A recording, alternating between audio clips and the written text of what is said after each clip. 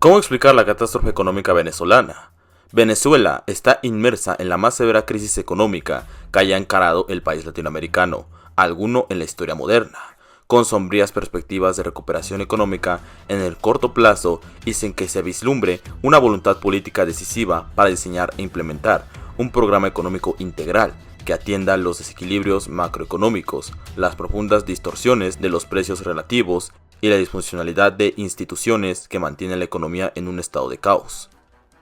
La economía venezolana acumula en los últimos 4 años una caída abismal del PIB, cercana al 40%,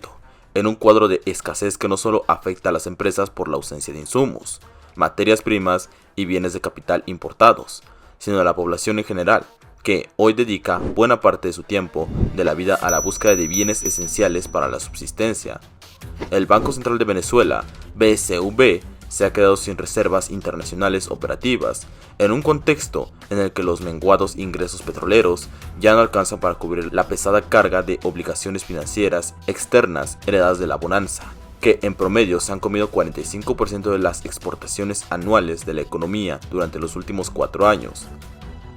Para cubrir el desequilibrio externo, el gobierno de Maduro ha recortado las importaciones a casi el 76% en el mismo periodo, con inmensas dificultades para cubrir la demanda interna de divisas. El rígido mecanismo de control de cambios que ha regido el país desde 2003 ha colapsado y desde septiembre del año pasado la economía se ha quedado sin mercado cambiario, legal u oficial, a merced de un mercado paralelo, no legalizado, cuya tasa de cambio ha adquirido un comportamiento explosivo. El sector externo no es el único en problemas en Venezuela. La economía atraviesa una crisis fiscal como resultado de la pesada carga de la deuda externa acumulada, de la caída de los ingresos petroleros y de la no menos importante caída de ingresos de origen no petrolero, que han sido erosionados por la inflación. El país ha entrado en un proceso de hiperinflación que, según los datos del índice de precios que publica la Asamblea Nacional, movió los precios en el último trimestre del 2017 a una tasa promedio mensual del 62%.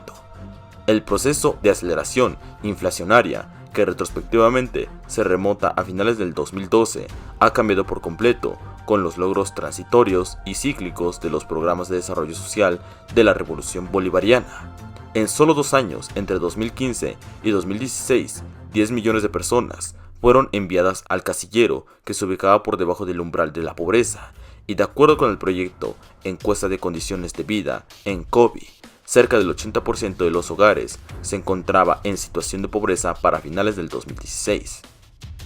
¿Cómo se explica esta dinámica que ha convertido a un país tradicionalmente percibido como próspero en una sociedad aplastada por una catástrofe que ya adquiere signos humanitarios?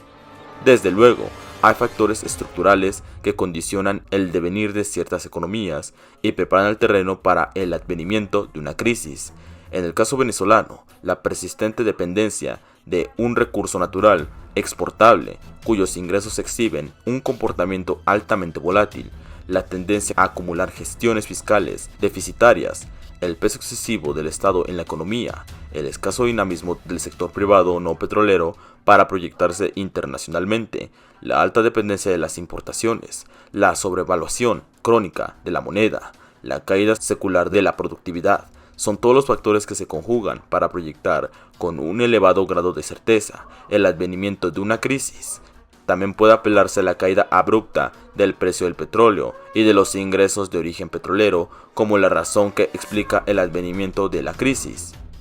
Y no ha faltado quien se aferre a ese argumento, sin despreciar la influencia que estos factores pueden haber tenido en el desarrollo de la crisis venezolana, el momento, la prolongación y la magnitud de lo que ha ocurrido en Venezuela requieren de otros elementos replicativos, la mayor parte de los cuales, si no todos, responden al enfoque con los que los gobiernos de Hugo Chávez y Nicolás Maduro han encarado los desafíos económicos encontrados. El manejo de la restricción externa. A pesar de los cuantiosos recursos de la economía del país, registró en el pasado superciclo del precio del petróleo, la deficiente gestión macroeconómica y una administración frágil de los ingresos petroleros llevaron a la economía venezolana a un grave problema de escasez de divisas y a una situación en la que se hacía imposible con el régimen cambiario imperante, cumplir simultáneamente con las obligaciones externas y con las importaciones requeridas para mantener la normalidad económica. Venezuela ha venido cabalgando con una crisis externa que se ha convertido en una crisis de deuda, con sus típicos ciclos de euforia y deflación en los precios de los títulos de la nación. A fines del 2012, antes de que el precio del petróleo comenzara a caer, la economía venezolana ya se encontraba con graves dificultades externas. El país había agotado casi todo su nivel líquido de reservas internacionales y había perdido acceso a los mercados financieros externos. Dos desarrollos institucionales importantes permiten explicar por qué Venezuela agotó sus reservas internacionales líquidas aún antes de haber recibido el choque de precios del mercado petrolero mundial. Ambos se vinculan con la reforma que Chávez promovió en julio del 2005 en una ley de gobierno, el BCB. Por un lado, esta reforma permitió que el gobierno se apoderara de una cuantía significativa de las reservas internacionales, que fueron gradualmente traspasadas a un fondo para las inversiones del sector público. El control de la economía productiva. Ya bastante afectada por la insuficiencia de materias primas y bienes de capital importados y por un inadecuado diseño de la política cambiaria, la capacidad para ofrecer bienes y servicios del sector productivo de la economía venezolana ha sido sensiblemente lastimada por la asfixia regulatoria y la propensión confiscatoria de medios de producción asociadas al proyecto socialista de la Revolución Bolivariana.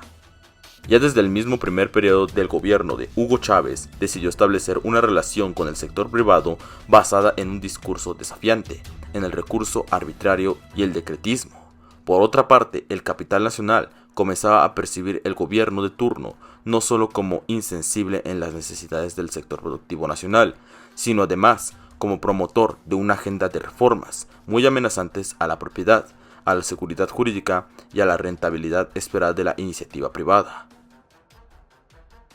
La nueva institucionalidad fiscal y monetaria. En la voluminosa bibliografía que intenta desentrañar las razones que explican el pobre desempeño de las economías petroleras y mineras, hay un creciente consenso en torno a la idea de que un marco institucional de baja calidad es un elemento determinante para que la maldición de los recursos se vuelva una realidad. Al depender de una renta de origen externo, los gobiernos requieren menos de los impuestos internos, y esto lo hace menos responsables y poco eficientes en la administración de los ingresos. Por otro lado, la menor dependencia de los impuestos internos lo hace depender de fuentes no convencionales de financiamiento, como caen los ingresos petroleros por los efectos de la variabilidad de precios. El quiebre y la hiperinflación. Venezuela entró en el último trimestre de 2017 con un contexto de hiperinflación, y ahora que se pueden comprender mejor las razones. Ahora, por los compromisos externos con precios e ingresos petroleros que no logran cubrir las necesidades de la economía nacional, sin reservas y aislada financieramente de los mercados internacionales, la economía venezolana se ha quedado con un régimen cambiario en cada libre y atada a la dinámica del único mercado funcional que sirve para hacer importaciones, un mercado paralelo de naturaleza ilegal. El ritmo explosivo de la cotización del dólar en el mercado paralelo ha sido una terrible desventura que ha terminado por socavar la confianza y por pulverizar el valor de la moneda nacional. El otro plano, la economía real, se ha quedado sin motor alguno que pueda sacarla del estado de postración en que se encuentra. El racionamiento de divisas es un freno claro para el sector productivo. La política cambiaria es igual una remora. El sector público se ha quedado sin recursos para promover una recuperación, y en el sector privado la destrucción económica y el clima de controles han sido tan hostiles que no hay forma para estimular mayores inversiones. Así que, con semejantes incapacidades por el lado de la producción, cualquier empuje de demanda termina desatando mayores presiones inflacionarias. Finalmente, se han conjugado sobre las finanzas públicas por un lado, un contexto macroeconómico adverso que afecta sensiblemente la capacidad de recaudación del fisco. Por otro lado, una pesada carga financiera de la deuda pública y niveles de gasto dirigidos a mantener una administración pública cuyo tamaño se duplicó durante la Revolución Bolivariana. La fórmula que ha quedado para cerrar el desequilibrio se halla en debilidades institucionales, y la Revolución Bolivariana impuso en plano fiscal y monetario y el resultado es una política monetaria a merced de las necesidades de recursos del sector público.